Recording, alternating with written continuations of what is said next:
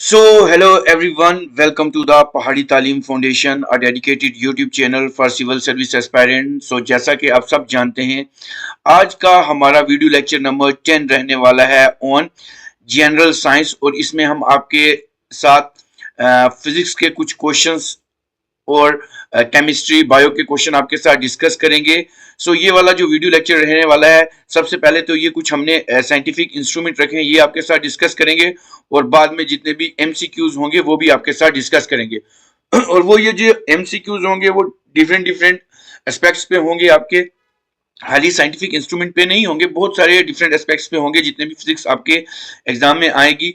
तो जितने भी नए व्यूवर्स इस वीडियो लेक्चर को देख रहे हैं वो इस वीडियो लेक्चर को लाइक भी कर दें, शेयर भी कर दें और हमारे चैनल द पहाड़ी तालीम फाउंडेशन को सब्सक्राइब भी कर दें ताकि नेक्स्ट वीडियो लेक्चर की नोटिफिकेशन आपके पास पहुंच सके। विदाउट वेस्टिंग टाइम हम अपना क्वेश्चन आपके साथ डिस्कस करते हैं। सबसे पहले तो ये चीज डिस्कस कर लेते हैं, एग्जामिनेशन में आपको पूछा जाएगा एल्टीमीटर क्या होता है। तो आपको ये भी पता होना चाहिए एल्टीमीटर क्या होता है। Altimeter it measure altitude and is used in aircraft. जो कि एल्टीमीटर जो होता है वो क्या करता है, एल्टीट्यूड को मेजर करता है और एयरक्राफ्ट में ये यूज होता है। ठीक है जी। फिर उसके बाद पूछ सकते हैं एम मीटर। एम मीटर किसके लिए होता है? ये जो होता है हम इलेक्ट्रिक करंट की जो स्ट्रेंथ है उसको मेजर करते हैं, वो भी किसमें, एम्पियर में मेजर करते हैं। तो ये क्वेश्चन पूछ सकते हैं। एनीमोमीटर किसके लिए यूज होता है? ये जो होता है मेजर करता है फोर्स को और वेलोसिटी ऑफ विंड को मेजर करता है। ये क्वेश्चन आपको पूछ सकते हैं। ऑडियोमीटर किसको कहते हैं? It measure intensity of sound. ये साउंड की इंटेंसिटी को मेजर करता है। उसके बाद होता है ऑडियोफोन। ऑडियोफोन किसके लिए होता है? It is used for improving imperfect sense of hearing. मतलब जो हियरिंग इंपेयरमेंट होती है, जिनको सुनाई नहीं देता, वो इसको यूज करते हैं। बैरोमीटर किसके लिए यूज होता है? एटमॉस्फेरिक प्रेशर के लिए यूज होता है, याद रखेंगे। ये सारे के सारे आपको पता होने चाहिए। उसके बाद बाइनोक्यूलर्स किसके लिए यूज किया जाता है? जब हम कोई दूर की चीज को देखते हैं, डिस्टेंस ऑब्जेक्ट को देखते हैं, तब हम बाइनोक्यूलर्स यूज करते हैं। डायनामो किसके लिए यूज होता है? It convert mechanical energy into electrical energy. कोई भी जो मैकेनिकल एनर्जी है, जब उसको हम इलेक्ट्रिकल एनर्जी में कन्वर्ट करते हैं तो डायनामो यूज करते हैं। फेथोमीटर किसके लिए यूज करते हैं? जब हमें समुद्र की गहराई को नापना हो, measure the depth of the ocean. उसके बाद हाइड्रोमीटर किसके लिए यूज करते हैं? It measure the specific gravity of a liquid. जो लिक्विड की स्पेसिफिक ग्रेविटी होती है उसको मेजर करते हैं। हाइग्रोमीटर जो होता है ह्यूमिडिटी ऑफ एयर, जितनी हवा में नमी होती है उसको नापते हैं। लैक्टोमीटर हम यूज करते हैं जब दूध की प्योरिटी, जब उसकी पारदर्शिता को चेक करते हैं, उसके लिए यूज करते हैं। माइक्रोस्कोप, कोई भी जब छोटी सी चीज होती है उसको मैग्नीफाइड करके छोटी सी चीज को बड़ा करके देखते हैं। पेरिस्कोप किसके लिए यूज करते हैं? It is use to view object above the sea level. जो सी लेवल के ऊपर चीजें होती है उनको देखा जाता है। मोस्टली ये सब मैरीन में यूज होती है। उसके बाद पायरोमीटर किसके लिए यूज होता है? It measure high temperature. जो हाई टेम्परेचर मेजर होता है उसके लिए यूज करते हैं। रिडार किसके लिए यूज करते हैं?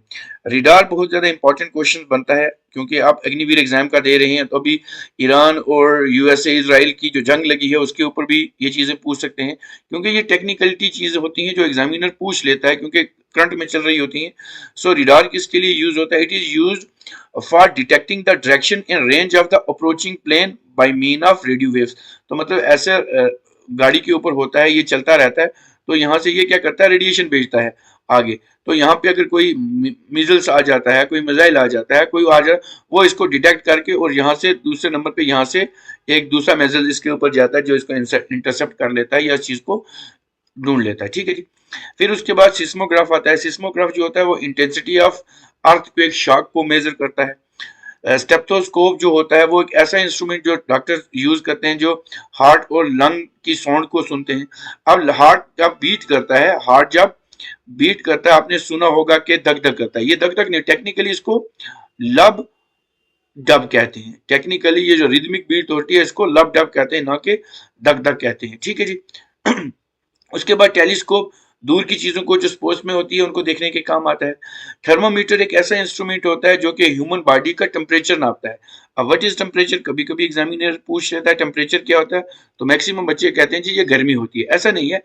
Temperature is a degree of, temperature क्या होता है, degree of hotness, degree of hotness and coldness होती है। इसको हम क्या कहते हैं, टेम्परेचर। तो टेम्परेचर जो होता है वो डिग्री सेल्सियस में मेजर होता है, केल्विन स्केल में मेजर होता है और फ़ारेनहाइट स्केल में मेजर होता है, ठीक है जी। या डिग्री सेल्सियस जो होता है 0 to 100 होता है, केल्विन 2373 केल्विन होता है।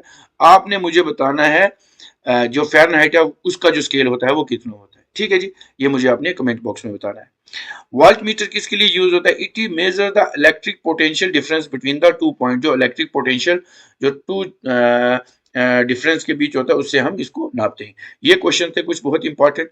अब हम चलते हैं सीधा एमसीक्यूज के ऊपर, क्योंकि एमसीक्यूज आपके एग्जामिनेशन में आएंगे तो वो चीजें आपको एग्जामिनर पूछेगा, ठीक है जी। अब हम क्या करते हैं, हम अपना पहला एमसीक्यूज आपके साथ डिस्कस करते हैं। तो सबसे पहला एमसीक्यू है, which of the following is not a vector quantity. इनमें से कौन सी एक, निम्नलिखित में से, इन ऑप्शंस में से कौन सा एक ऐसा है जो कि वेक्टर क्वांटिटी नहीं है। अब आपको वेक्टर और स्केलर दोनों आना चाहिए। तो इसमें से ऑप्शन रहेगा, ऑप्शन ए रहेगा क्या स्पीड है, वेलोसिटी है, टॉर्क है या डिस्प्लेसमेंट है। सो मैं अगर इस क्वेश्चन की बात करूं कौन सा इनमें से वेक्टर नहीं है, सो इसका आंसर रहेगा option A, that is speed जो है वो वेक्टर नहीं है। अगर स्पीड वेक्टर नहीं है तो क्या है, वो स्केलर है। याद रखेंगे क्या है, स्केलर है, स्केलर क्वांटिटी। स्केलर और वेक्टर दो होते हैं। स्केलर क्या होता है, जिसकी क्या होता है, जिसका खाली मैग्नीट्यूड होता है, मैग्नीट्यूड होता है लेकिन डायरेक्शन नहीं होती है। और वेक्टर क्या होता है, जिसका मैग्नीट्यूड भी हो और डायरेक्शन भी हो। ये क्वेश्चन एग्जामिनेशन में आपको पूछे जाएंगे, बेसिक क्वेश्चन है, क्योंकि यही एग्जामिनर एग्जाम का जो लेवल है वो इतना ही है, तो इससे ज्यादा वो भी नहीं बढ़ सकते, क्योंकि उन्होंने भी एग्जाम्स को देख के चलना है। चलते हैं हम नेक्स्ट क्वेश्चन की तरफ चलते हैं। नेक्स्ट क्वेश्चन आपकी स्क्रीन पे रहेगा, kilowatt hour is a unit of. Kilowatt hour किसकी यूनिट होती है? क्या एनर्जी की होती है, पावर की होती है, फोर्स की होती है या मोमेंटम की होती है? अब इस क्वेश्चन को देखो, फोर्स जो होता है वो न्यूटन होता है, फोर्स की जो होती है यूनिट वो न्यूटन होती है। एनर्जी की बात करें तो जूल होती है। एनर्जी की बात करें तो ये फोर्स है, ये कहाँ पे गया जी, ये एनर्जी है। उसके बाद मोमेंटम है और उसके बाद पावर है। तो पावर की यूनिट ही वाट होती है। तो इस क्वेश्चन की अगर हम बात करें तो किलोवाट आवर जो होती है option B, that is power की होती है। याद रखिए, बहुत इंपॉर्टेंट क्वेश्चन है आपके एग्जामिनेशन पॉइंट ऑफ व्यू से। तो option B would be your this kilowatt hour, ठीक है जी।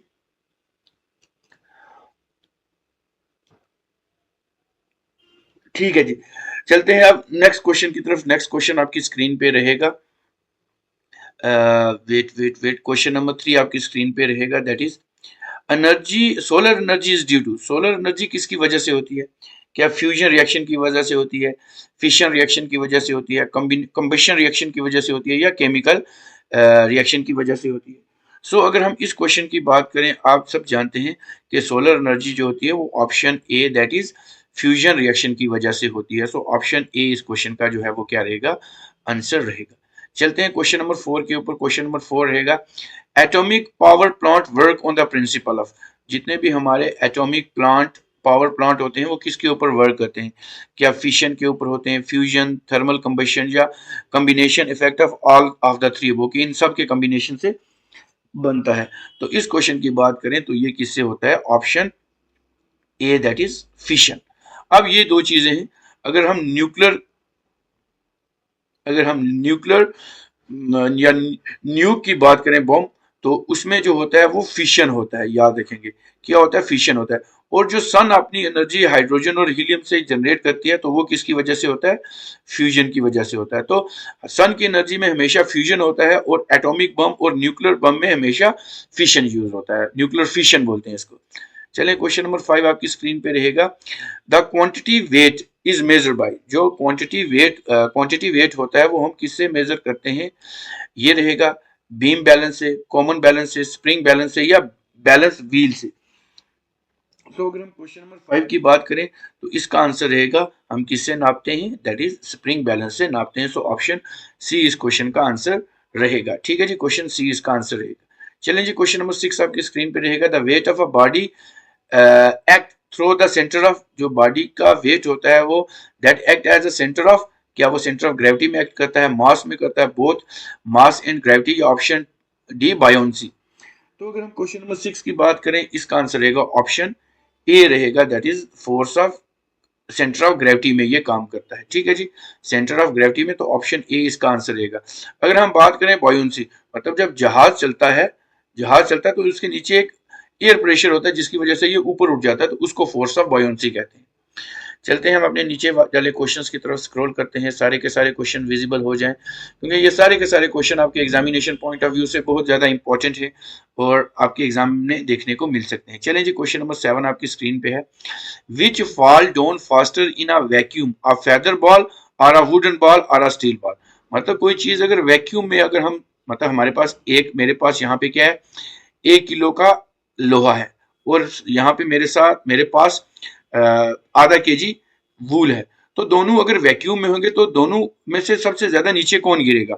क्या वुडन बॉल, सॉरी ये इसको वुडन बॉल मान लें, क्या वुडन बॉल गिरेगा, फेदर गिरेगा, स्टील बॉल, या all will follow down the same speed as a vacuum because there is no air resistance?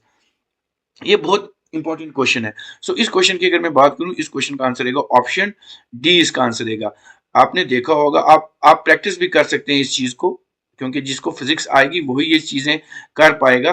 तो ऑप्शन डी इसका रहेगा आंसर। जैसे मतलब मैं आपको बता रहा हूँ कि मेरे हाथ में 1 किलो लोहा है और आधा केजी या दो दो 200 ग्राम या 300 ग्राम वूल है, अगर मैं दोनों को बराबर छोड़ूंगा नीचे, अगर वैक्यूम नहीं है, तो जाहिर सी बात है लोहा पहले गिरेगा और फेदर बाद में गिरेगा। लेकिन अगर दोनों में वैक्यूम हो जाए, ये रिमूव कर दे, किसी वैक्यूम में रखेंगे, तो ये दोनों चीजें बराबर गिरेंगी। अब क्यों बराबर गिरेंगी? क्योंकि जो हवा उनको रोक रही थी, एयर रेजिस्टेंस, वो वैक्यूम में नहीं है, तो कोई चीज रोक ही नहीं, तो सभी अपनी बराबर नीचे गिरेंगे। चलिए जी, क्वेश्चन नंबर 8 आपकी स्क्रीन पे रहेगा। ये बहुत इंपॉर्टेंट कंसेप्ट है, जल्दी जल्दी किसी को आता नहीं है। A bomb dropped at a point from a moving aeroplane, the pilot observe. जब एक बॉम्ब किसी पायलट से मूविंग एयरप्लेन से गिरता है तो पायलट क्या ऑब्जर्व करता है? Bomb transfer curve path and follow some distance behind that. Option B, bomb transfer a curve and follow the same distance, the bomb vertically drawn, the bomb remain stationary in some position. Stationary तो रहेगा नहीं। अब हम question number अगर 8 की बात करते हैं तो इसका आंसर रहेगा ऑप्शन बी। ऑप्शन बी रहेगा, ठीक है जी, ये ऑप्शन बी इसका जो है वो आंसर रहेगा। अब क्या है क्वेश्चन के the bomb transfer occur and fall some distance ahead. तो जब, मतलब आपने देखा होगा, ये ऐसा प्लेन होता है, यहाँ से अगर वो बम नीचे गिराएगा, पहले वो नीचे गिरेगा और फिर यहाँ से आगे की तरफ जाता है। आपने मूवीज वगैरह में या देखा होगा, पहले नीचे गिरता है फिर आगे की तरफ जाता है। अगर ये यहाँ से नीचे गिरे और प्लेन भी आगे चले जाए, ये सीधा ऊपर चला जाता है, क्योंकि नीचे से एयर प्रेशर आ रहा है ना। तो इसका आंसर रहेगा ऑप्शन बी रहेगा। चलें जी, क्वेश्चन नंबर 9 आपकी स्क्रीन पे है। The weight of an geostationary satellite from earth surface is approximately. जो वेट होता है किसी भी सैटेलाइट का अर्थ की from the earth surface is approximately, तो ये कितना होता है? तो अगर इसकी बात करें, इसका आंसर रहेगा option A, that is 36,000 kilometre रहेगा। अब नीचे स्क्रॉल करते हैं, बाकी क्वेश्चन भी आपके सामने विजिबल हो जाए, ताकि मैक्सिमम टू मैक्सिमम क्वेश्चन हम कर पाए आपके लिए, ठीक है जी। तो अब क्वेश्चन रखिएगा, क्वेश्चन नंबर 10 आपकी स्क्रीन के ऊपर। The minimum number of Jio stationery satellite, जो मिनिमम नंबर होते हैं जियो स्टेशनरी सैटेलाइट के needed for uninterrupted global coverage, तो ग्लोबल कवरेज जो देते हैं उसके लिए मिनिमम कितने होने चाहिए? मैक्सिमम तो जितने मर्जी हो, लेकिन कम से कम कितने होने चाहिए? क्या 3 होने चाहिए, 4 होने चाहिए, 2 होने चाहिए, या 1 होना चाहिए? तो अगर हम इस क्वेश्चन की बात करें तो इसका आंसर रहेगा option A, that is minimum 3 तो होने चाहिए सैटेलाइट। चलिए जी, क्वेश्चन नंबर 11 रहेगा। A weather balloon is not fully inflated on the ground because. एक वेदर बालून होता है वो फुल्ली इन्फेट नहीं होता, खुलता नहीं है ऑन ग्राउंड, क्यों? अब उसका क्या वजह है? It can not rise up in air when fully inflated, वो हवा में उड़ नहीं पाएगा अगर वो पूरा फूल जाए। Option B, it can not withstand the outside pressure, उसके अंदर जो प्रेशर होगा उसकी वजह से इन्फ्लेट नहीं कर पाएगा। क्या बालून जो होगा वो फुली इन्फ्लेट करेगा, वो रिमेन स्टेबल रहेगा स्ट्रॉन्ग में, या air inside the balloon expand as rise and में बस्टेड, क्या वो राइज करेगा और वो फट जाएगा? तो अगर हम क्वेश्चन नंबर 11 की बात करते हैं, तो क्वेश्चन नंबर 11 का आंसर रहेगा ऑप्शन डी, इसका आंसर रहेगा, दैट इज अगर एयर प्रेशर उसके अंदर, the air inside the balloon expand, जैसे वो हवा भरेगी तो वो क्या हो सकता है? ऊपर जाके फट सकता है। चलिए जी, क्वेश्चन नंबर 12 आपकी स्क्रीन पे रहेगा। The source of our energy is basically, क्या ओशन है, सन है, एटमोस्फेयर है, या स्पेस है? ये इजी क्वेश्चन है। तो इस क्वेश्चन की अगर हम बात करें, इस क्वेश्चन का आंसर रहेगा ऑप्शन बी। सो सन जो है वो हमारा क्या है? बेसिक सोर्स ऑफ एनर्जी है। हमारा जो एनर्जी है वो सन से ही मिलती है। सन अगर ना हो तो सोचें हमारी जो एनर्जी है अर्थ के ऊपर वो बड़ी कम हो जाए, हमें एनर्जी कैसे मिले। ठीक है जी, अब चलते हैं हम क्वेश्चन नंबर 13 के ऊपर। क्वेश्चन नंबर 13 आपकी स्क्रीन पे रहेगा। Kinetic energy depends, kinetic energy किसके ऊपर डिपेंड होती है? तो अगर ये ऑप्शन से ऑप्शन ए है, बी है, सी है और डी है, सो इसमें सीधा मैं चलता हूं तो काइनेटिक एनर्जी जो होती है ऑप्शन डी के ऊपर बेस करेगी, that is both mass and velocity of a moving object. अब दो चीजें होती हैं, एक होता है काइनेटिक एनर्जी, काइनेटिक एनर्जी जो होता है 1/2 mv² होता है, और एक होती है potential energy that is mgh होती है। ये दोनों एनर्जी याद रखें। काइनेटिक और पोटेंशियल एनर्जी दोनों दोनों मैकेनिकल एनर्जी जो होती है वो किसकी होती है? मैकेनिकल एनर्जी जो होती है वो दोनों काइनेटिक और पोटेंशियल एनर्जी होती है। पोटेंशियल काइनेटिक एनर्जी जो होती है वो मोशन के साथ एसोसिएट होती है, और काइनेटिक पोटेंशियल एनर्जी जो होती है वो पोजीशन के साथ एसोसिएट। चलते हैं क्वेश्चन नंबर 14 के ऊपर। The temperature of a body is an indicator of, जो टेम्परेचर किसी भी बॉडी का होता है वो किसका इंडिकेटर होता है?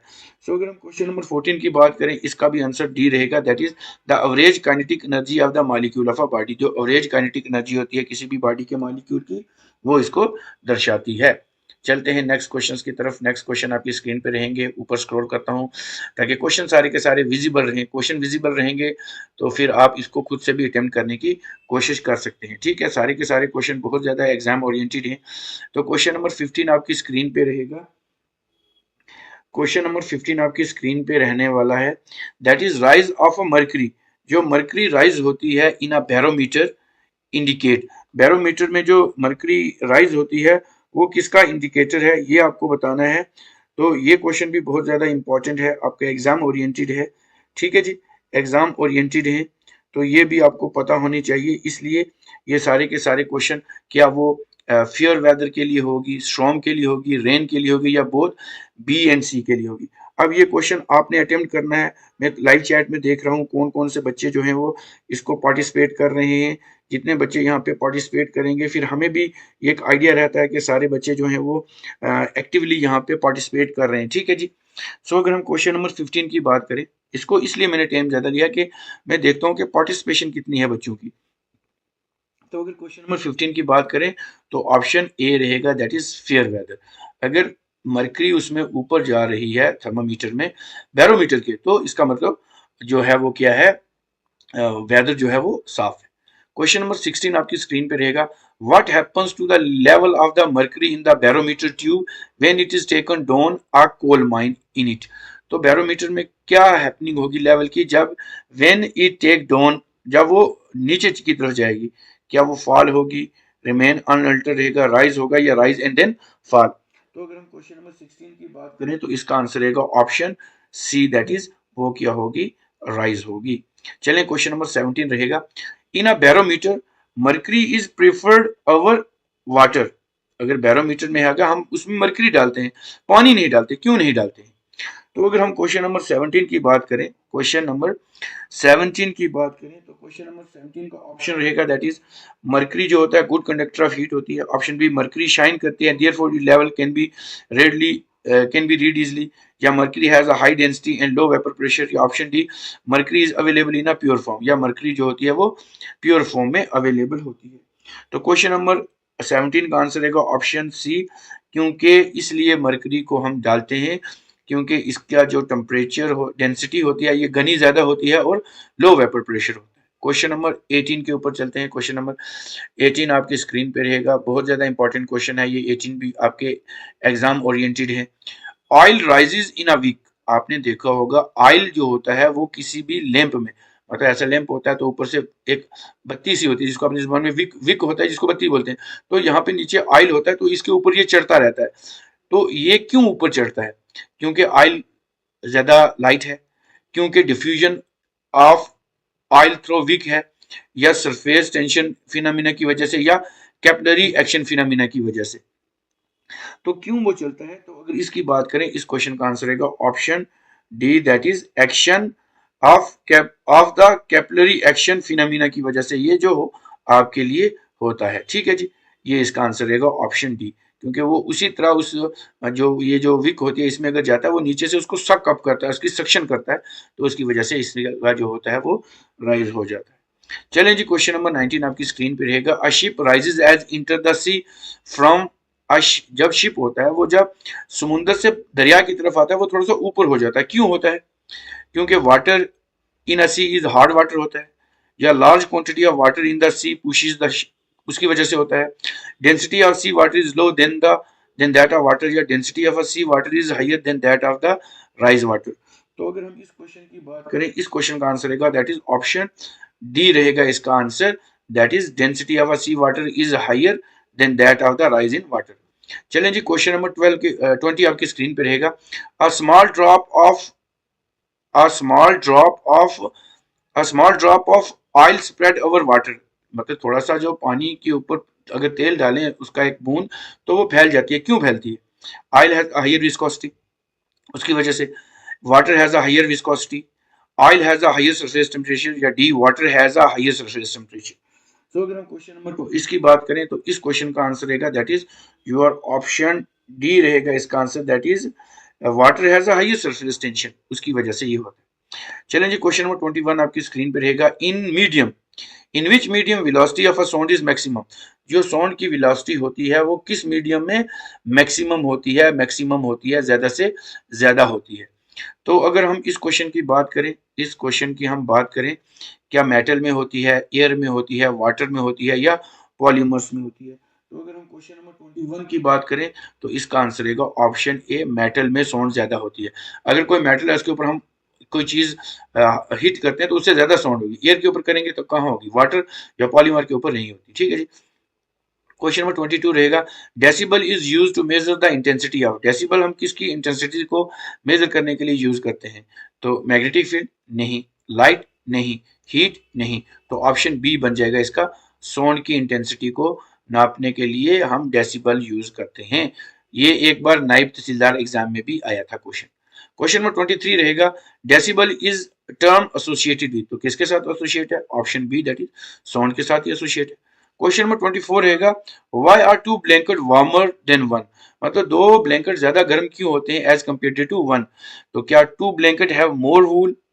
ऐसा कुछ नहीं है। Two blanket enclose air which does not allow the cold air to penetrate, इसका आंसर बी ही है।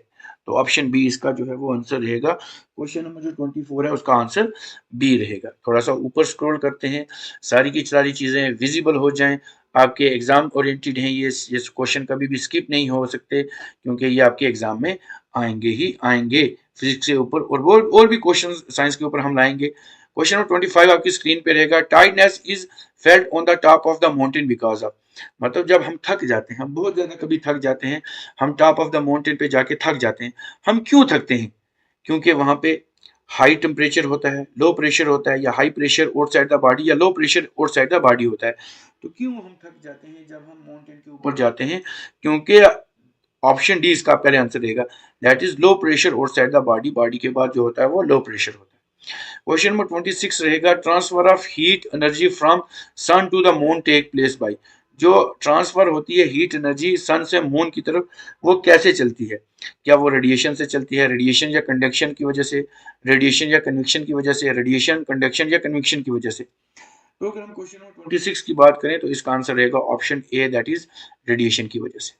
क्वेश्चन नंबर 27 आपकी स्क्रीन पे रहेगा। Which type of the mirror is used in the headlight of the vehicles, vehicles के headlight में कौन सा मिरर यूज होता है? प्लेन मिरर होता है, कनकेव, कन्वेक्स, या पैराबोलिक?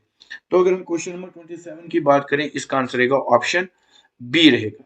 सो जितने भी व्यूअर्स इस वीडियो लेक्चर को देख रहे हैं वो इस वीडियो लेक्चर को लाइक कर दें, शेयर कर दें, और हमारे चैनल को सब्सक्राइब भी कर दें। चलते हैं क्वेश्चन नंबर 28 के ऊपर। An object which observe all the colour and reflect none appear, मतलब वो कौन सा कलर है जो सारे के सारे ऑब्जर्व कर जाता है और किसी को रिफ्लेक्ट नहीं करता, वापस नहीं भेजता? क्या ब्लू है, ब्लैक है, व्हाइट है, या ग्रे है? तो अगर हम क्वेश्चन नंबर 28 की बात करें तो ब्लैक ही है। ब्लैक जो है वो सबसे ज्यादा ब्लैक ऑब्जॉर्ब करेगा और रिफ्लेक्ट नहीं करेगा। व्हाइट जो है वो रिफ्लेक्ट करेगा और ऑब्जॉर्ब नहीं करेगा।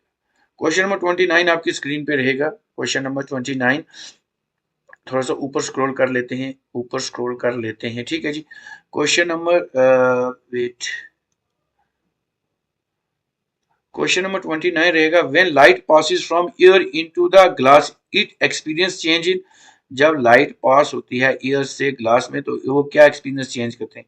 फ्रीक्वेंसी या वेवलेंथ, फ्रीक्वेंसी या स्पीड, फ्रीक्वेंसी या स्पीड, वेवलेंथ या स्पीड, या frequency wavelength and speed. So question number 29 की बात करें, इसका आंसर रहेगा ऑप्शन सी। क्वेश्चन नंबर 30 आपकी स्क्रीन पर रहेगा consider the following statement the fog during summer season is more on the day when. कब होगी? जब स्काई क्लियर होगा, जब स्काई क्लोडी होगा, या विंड ब्लोइंग होगा, या विंड ब्लोइंग होगी, या हवा चल रही होगी। तो which of the following statement is correct in the above. अब कौन सी स्टेटमेंट यहाँ पे करेक्ट है? तो अगर हम क्वेश्चन नंबर 30 की बात करें, क्या ओनली वन है, both 1 and 3, 2 and 3 and only 2। तो फॉग तभी the fog during winter season is more than the day. क्यों? क्योंकि ऑप्शन ए इसका आंसर रहेगा, that is sky is clear. तो इसका आंसर ऑप्शन ए रहेगा, ओनली वन। ठीक है जी। तो ये बहुत इंपॉर्टेंट क्वेश्चन थे, आपके एग्जाम ओरिएंटेड है। ठीक है। सो अपनी तैयारी शुरू रखें, इसको मैक्सिमम टू मैक्सिमम करें। सो एट द एंड जितने भी व्यूवर्स इस वीडियो लेक्चर को देख रहे हैं वो इस वीडियो लेक्चर को लाइक करें, अपने फ्रेंड्स के साथ शेयर करें, और हमारे चैनल द पहाड़ी तालीम फाउंडेशन को सब्सक्राइब कर दें। मिलते हैं कल एक नए लेक्चर के साथ। Till then take care, good bye.